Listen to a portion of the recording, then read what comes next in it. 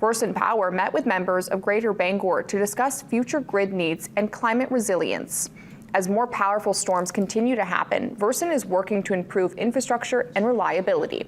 The power company was directed by a legislator to do climate planning, but have taken a step further with a vulnerability assessment as well.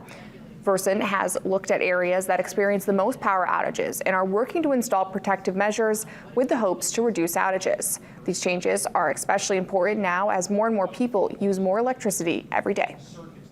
That we're trying to look at our system and try to find the least cost ways that we can continue to improve reliability, because the most important thing for our customers is having reliable and affordable electricity. So what this planning is allowing us to do is to look across the whole system and determine where we can make sort of no regrets investments and also provide a selection of different solutions for problems on the grid. They hope through these meetings they can answer people's questions and inform the public about all the work they are doing. There will be more meetings in Penobscot County next week. To see the list of locations and dates, you can head to our website or mobile app.